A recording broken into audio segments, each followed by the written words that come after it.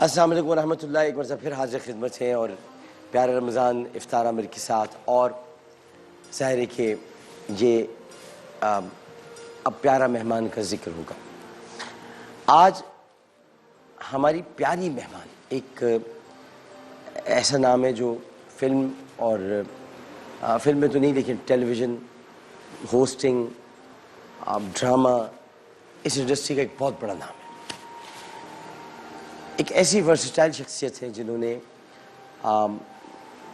یوں کہوں تو یہ غلط نہیں ہوگا کہ انہوں نے اپنی ذات کو صرف ڈرامے تک محدود نہیں رکھا بلکہ طویل فنی کریئر میں جو آپ کے بڑا طویل فنی کریئر ہے اس کریئر کے اندر آپ نے کمرشلز بھی کیے, ماڈلنگ بھی کی, اداکاری بھی کی, ہوسٹنگ بھی کی, نظامت بھی کی, میزبانی بھی کی, مارننگ شوز بھی کیے, انٹرویوز بھی کیے, بہت سارے کام کیے, ریڈیو بھی کیا, کمپیئرنگ بھی کی اور اس کے ساتھ ساتھ شاعری بھی کی, صداکاری بھی کی, افسانہ نگاری بھی کی, کپڑے بھی ڈیزائن کیے.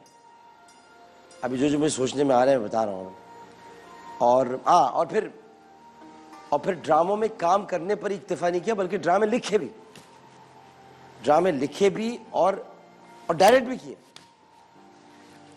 اور مزے کی بات یہ کہ انہوں نے ہر شعبے میں جس شعبے میں بھی یہ وارد ہوئیں ہر شعبے سے بھرپور انصاف کیا اور اس کے ساتھ کام کیا انصاف کے ساتھ کہ تاکہ ان کے ہر روپ میں انہیں پسند کیا جائے. اصل شہرت جو انہیں ملی 1996 مجھے یاد ہے. اس میں 1996 میں کراچی سینٹر کی ڈرامہ سیریل تھی الجھن میں انہوں نے کام کیا اور اس الجھن میں ان کے ساتھ بہروز سبزواری تھے, طلعت اقبال تھے, سبحانی بائنوس تھے, زینت یاسمین تھیں, قیصر نقوی تھیں. یہ بڑی بڑی اداکارائیں تھیں اور یہ خود بھی تھیں. اور ان سینئر اداکاروں کے سامنے انہوں نے جم کر اداکاری کی اور جب انہوں نے جم کر اداکاری کی اور جذباتی اداکاری کی جس سے ناظرین ہی نہیں بلکہ مجھے جو پتہ چلا ہے اس کے مطابق جب اپنے یہ شارٹس دے رہی تھیں جب ان کا کردار تھا تو ان کی اداکاری نے ساتھی فنکاروں کو بھی رلا دی. ایسی جذباتی اداکاری تھی.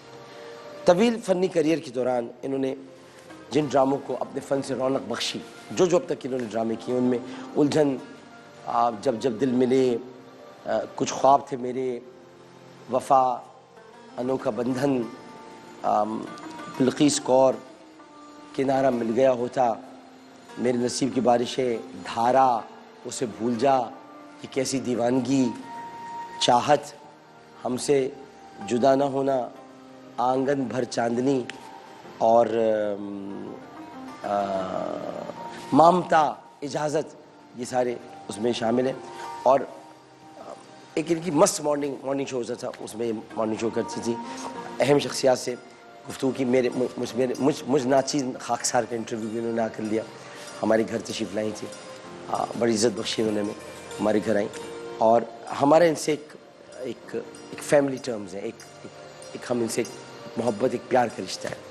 ان کے شوہر اس وقت جرمنی میں, ابھی تھوڑی دیر پہلے ان سے بات بھی کر رہی تھیں. ایک باوفا پال رہی ہیں, گھر بھی دیکھ رہی ہیں, شوبز میں بھی ہیں. ایک بے مثال خاتون ہے. میں تو ان سے بڑا متاثر ہوں اور شروع سے متاثر ہوں. جب بہت پہلے متاثر تھا تو بس متاثر ہی رہا لیکن اس کے بعد پھر میں متاثر رہا, ابھی بھی متاثر ہوں. تشریف لاتی ہیں ہماری بھرپور تعلیم میں سعدیہ امام صاحب. السلام علیکم. Thank you. Such a beautiful set doctor صاحب. آپ کیسی ہیں؟ ٹھیک ہے, اللہ کا شکر, بالکل خیریت سے. اچھا لگتا ہے ڈاکٹر صاحب جب آپ انٹروڈکشن دیتے ہیں کسی کا بھی, صرف میرا ہی نہیں کسی کا بھی, تو وہ اتنا مکمل ہوتا ہے, اتنا جامع ہوتا ہے کہ اپنے آپ پہ تھوڑی دیر کے لیے فخر ہوتا ہے اور تھوڑی دیر کے لیے اپنی گردن خود بخود یوں ہو جاتی ہے. نہیں آپ کو ہونا بھی چاہیے. یہ بڑا کمال کا آپ کا یہ فن ہے کہ آپ اتنی ریسرچ کرتے ہیں کسی بھی مہمان کو بلانے سے پہلے. آپ کو اس لیے بھی ہونا چاہیے کہ آپ نے ماشاءاللہ اتنا کام کیا ہے اور آپ کو خود بھی یاد نہیں ہوگا آپ نے کتنا کام کر لیا.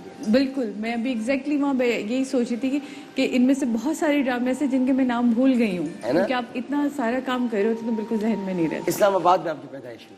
بالکل, پنڈی میں آپ کی پیدائش ہوئی. اور پنڈی میں تو آپ کی پیدائش ہوئی لیکن جس طرح زندگی گزرتی ہے آپ کی زندگی میں بھی والدین کا بڑا اہم کردار ہے، اور میں وہ دن نہیں بھولتا جب آپ کے والد کا انتقال ہوا تھا اور آپ کی آنسوؤں کی جو جھڑی تھی وہ رک نہیں رہی تھی. پھر میں نے آپ کو اسی لیے تھوڑا آپ کا دل نرم ہو تو میں نے آپ کو اس دن مدرس ڈے میں بلایا تھا تاکہ آپ اپنے دل کی ساری بھڑاس نکالیں. والد صاحب بہت قریب تھے، والد صاحب جب چلے گئے تو 2013 میرے خیال میں 2013 میں 2013 میں میری شادی ہوئی، 2012 میں امی کی ڈیتھ ہوئی تھی اور والد صاحب کے بھی کچھ 4 سال پہلے 2016 میں ہو گئی.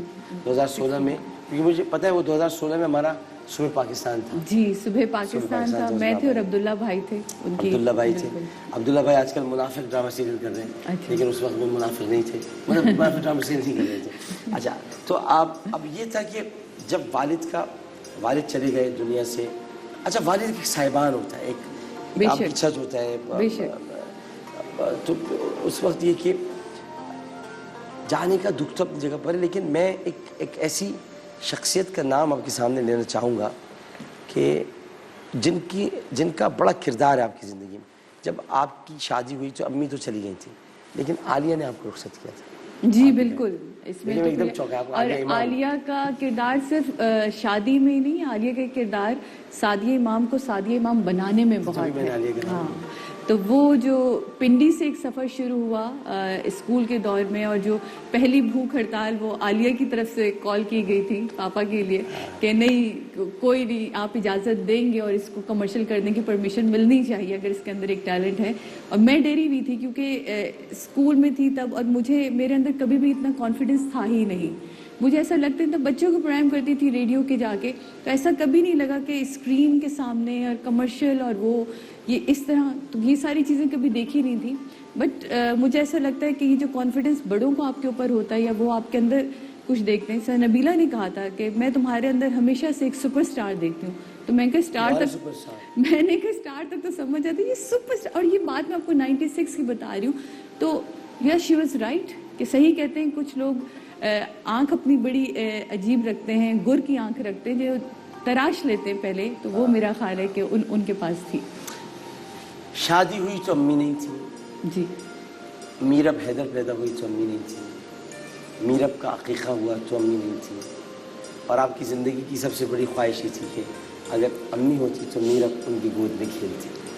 آج میرب کی زندگی بالکل الگ ہوتی ہے ڈاکٹر صاحب. آپ یقین مانیں میں نے اپنی ماں کو دیکھا ہے اپنے بھائی کے بچوں کے لاڈ اٹھاتے ہوئے.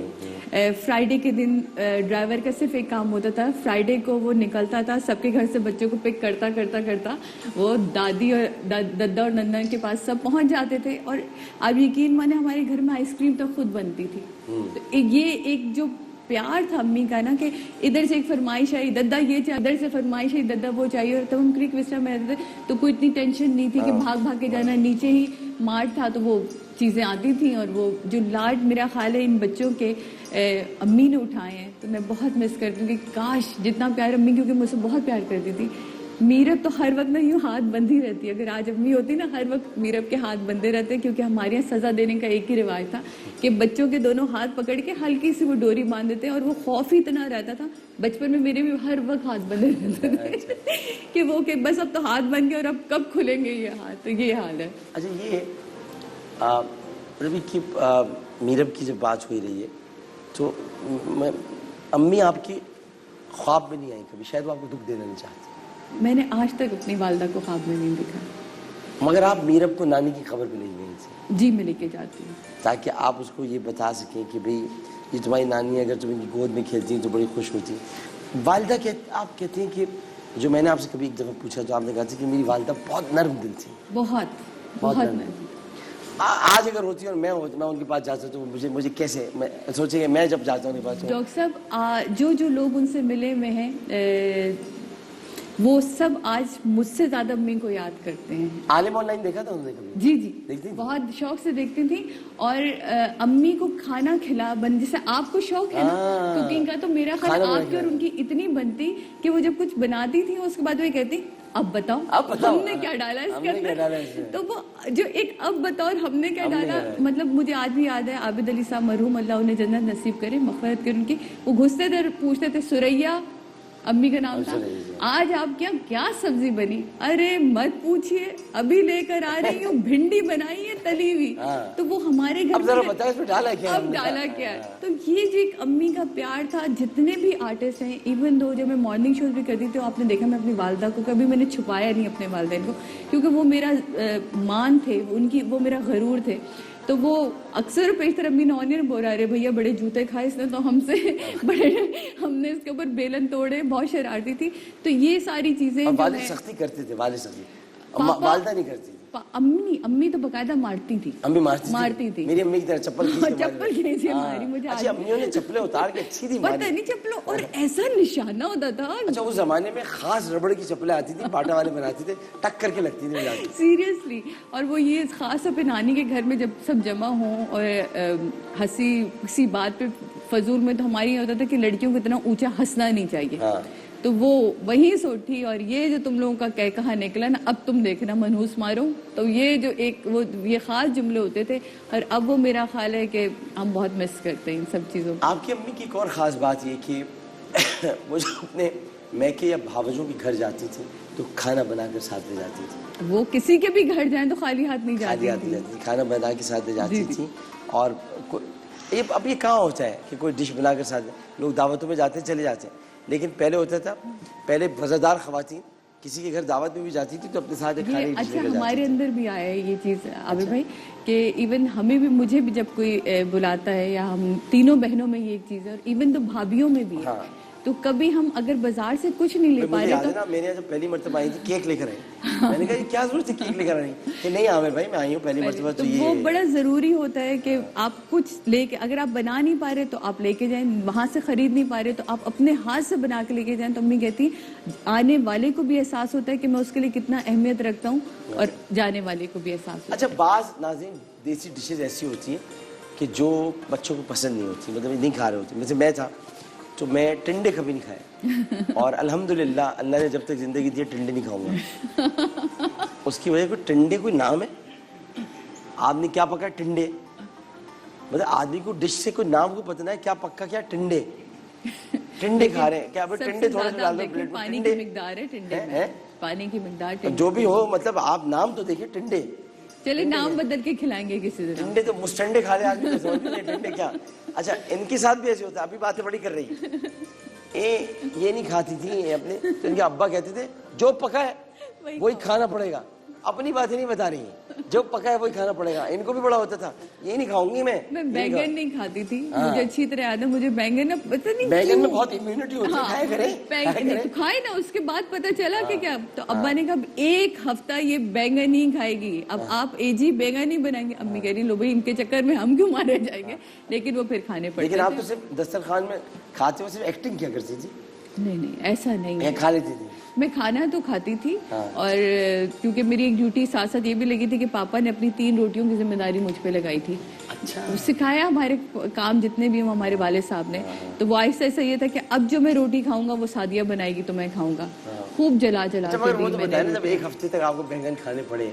हाँ तो वो नहीं, मगर चुपके अम्मी आपको कुछ खिला देती थी। अम्मी की नहीं, अम्मी सख्त थी। अम्मी कहती थी अगर आज से इस लड़की का नखरा हमने उठा लिया और कल आने वाले घर ने नहीं उठाया तो बड़ा मसला होगा। तो कहती हर चीज की आदत हो, हर काम की आदत हो, बाद में करो या ना करो, आना तुम्हें सब चाहिए। तो ये बड़ा इंपॉर्टेंट है। आज मीरब के साथ भी एग्जैक्टली यही होता है, मना किया खाओ, यही खाओगी, यही फिनिश होगा, उसके बाद मम्मा कुछ नई बात सुनेंगी। आप देखती हैं बहुत खतरनाक तरीके से नहीं मीरब को नहीं, वैसे भी गुस्से में आपको, जैसा भी गुस्सा है आपको तो कैसे करेंगी? अब बहुत काम डाउन। नहीं मैं ऐसे कह रहा हूँ आम जैसे गुस्सा है। पहले बहुत हाइपर हो जाती थी। भावे ऊपर करके कैसे? नहीं ऐसा नहीं है। नहीं खाओ ऐसे बोले। जो लोग मुझे जानते हैं वो जानते हैं कि मुझे गुस्सा आ रहा होगा ना डॉक्टर, मैं हंसना शुरू हो जाती हूँ। ये एक अजीब प्रॉब्लम है मेरी। तो 1-2 दफ़ा बड़ी मिसअंडरस्टैंडिंग इस चक्कर में हुई किसी के साथ कि जी मैं हंस रही हूँ और मैं अपने आप को बड़ा कंट्रोल कर रही हूँ कि चलो अच्छा अभी इग्नोर कर दूँ ये बात, अभी इग्नोर कर दूँ ये बात। अगला समझ रहे कि ये इजी है, और उसके बाद जो एक ब्लास्ट आया तो वो फिर पता चला कि ओ अच्छा सॉरी। मैं कहा यार ये आप सबको पता है मेरी प्रॉब्लम है कि मैं कंट्रोल करूँ, मैं ये अल्लाह की तरफ से मैं लगी हूँ कि हंस रही होती हूँ, लेकिन इसका ये मतलब नहीं मुझे उस वक्त वो चीज़ बुरी नहीं लग रही है, मुझे लग रही है। हाँ अभी पता नहीं मुझे आपको बुरी लग रही है, चल ही रहा आपकी बातें वैसे भी बुरी नहीं लगती। 6th क्लास में थी جب آپ نے کام شروع کیا اور اسلام آباد میں ریڈیو اسٹیشن جا کے آڈیشن. جی بالکل. 6ٹھی کلاس میں مطلب اس وقت سے آپ یہ دیکھیں کہ پوت کے پاؤں پالنے میں نظر آتے ہیں. کالج لائف جب آپ کی آئی جو پوئٹ سوسائٹی اور ڈرامیٹیکل سوسائٹی جو تھی اس کی جو ہے آپ وہ پریزیڈنٹ بنی تھیں اور پھر اس کے بعد وہیں سے آپ کو اداکاری کا شوق ہوا. کالج لائف میں کیا کرتی تھی آپ جو آپ کی پڑھائی کے علاوہ سیریسلی مجھے ایسا لگتا ہے پڑھائی کے علاوہ نہیں, ایسا نہیں ہے.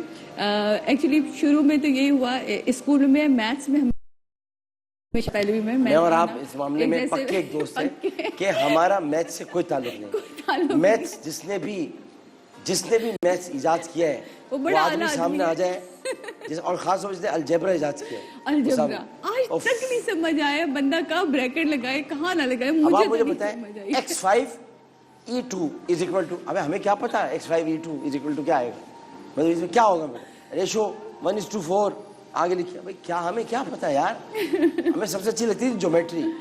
وہ بنائے دو پرکار گھما دو ڈی کا اینگل بناؤ سرکل بناؤ. جیومیٹری میں اچھے نمبر میتھس میں نہیں آتے. میتھس میں میرے بھی ہمیشہ اچھے نمبر نہیں آئے. تو بس شکر ہے میٹرک میں بالکل صحیح 50 نمبر سے پاس ہوئی تھی. آپ بتائیں میتھس پر پوری دنیا چل رہی ہے اگر میتھ تھی. اور آپ کو پتہ ہے کہ ظاہر ہے کہ یہ سب الجبر تو پتہ نہیں کس نے ایجاد کی, لیکن ایکچولی میتھمیٹکس جو ایجاد کی مولا علی نے کی. بے شک مولا علی نے, یعنی آپ دیکھیں کتنا خوبصورت انداز تھا ان کا کہ ان کی عصر کی نماز کا وقت ہو رہا تھا. کسی نے ان سے پوچھا کہ مولا یہ بتائیے کہ انڈے دینے والے جانوروں کے نام کیا ہیں اور بچے دینے والے جانوروں کے نام کیا ہیں. انہوں نے دیکھا مسکرا کے اس کو, کہا کہ تو میری نماز قضا کرانا چاہتا ہے, چلو میں تجھے میتھس میں ڈال دیتا ہوں. ایسا کر کہ جن جانوروں کے کان باہر ہوتے ہیں وہ بچے دیتے اور جن کے اندر ہوتے ہیں وہ انڈے دیتے. گننا تو خود شروع کر دے. مطلب آپ دیکھیں کیا کمال ہستیاں تھیں.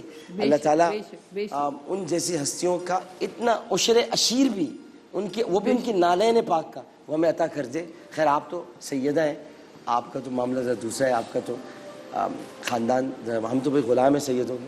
تو سادات کے عشر عشیر بھی اگر اور پھر ان کے بھی مل جائے تو کیا.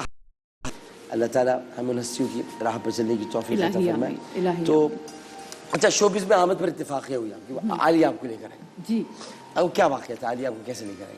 عالیہ ایکچولی ہوا یہ تھا کہ میلاد کوئی تھا جی پی ٹی وی کا میلاد چل رہا تھا. تب میں اسکول اپنے محلے کی لڑکیوں کے ساتھ گئی تھی. وہاں نبیلہ نے مجھے دیکا تھا. نبیلہ جو میک اپ آرٹسٹ ہے اور ان دنوں وہ ہیڈ اینڈ شولڈر کی وہ تھی, سوری میں نے برانڈ کا نام, تو وہ اس کی برانڈ ایمبیسڈر تھی.